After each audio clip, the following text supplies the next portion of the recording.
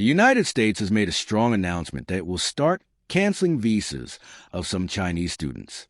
This step was shared by Secretary of State Marco Rubio, who said that students with ties to the Chinese Communist Party, CCP, or those studying in sensitive fields like technology, engineering, or science may be affected. This decision adds more tension to the already weak relationship between the U.S. and China. For many years, China was a top country sending students to American universities. But last year, India took that spot. Still, more than 275,000 Chinese students are studying in the U.S., and now many of them are worried about their future. The U.S. government hasn't explained which fields are considered critical or how they will check someone's connection to the CCP, especially since it's common for many Chinese people to have some link to the party. This lack of clarity means a lot of students might be at risk, even if they are not directly involved in politics. This policy is part of a bigger plan to tighten control over international students. The Department of Homeland Security is working with the State Department to take back visas, especially from students in China and Hong Kong. They have even paused new visa interviews around the world, while they work on stronger social media checks for applicants. This means students may face longer delays, or even denials when trying to study in the U.S.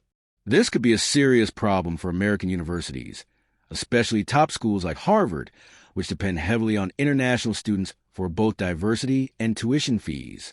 These students bring in billions of dollars to schools in states like California and New York.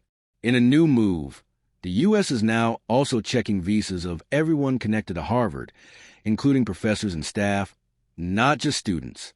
At the same time, former President Donald Trump suggested that schools like Harvard should limit the number of foreign students to 15%.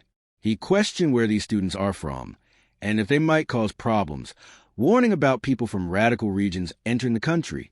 This week, a federal judge in Boston will hear a case about whether Harvard's international students should be protected from losing their visas. One student said, "We feel like pawns in a political game. It's unfair and dehumanizing." Experts say this could push talented students to go to other countries like Australia, Canada, or Europe, where they might feel more welcomed. A professor from St. John's University in New York, who was once an international student himself, said that this move is harmful to both the U.S. and China. He explained that international students don't just study here. They become a valuable part of society. Many stay in the U.S., work in top industries, or return home as ambassadors of goodwill. The professor also shared a message for students around the world. Don't give up.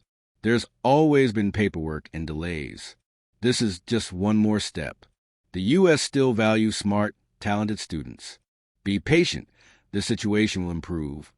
So, while the current situation is difficult, many still believe that the U.S. remains one of the best places for education, research, and opportunity.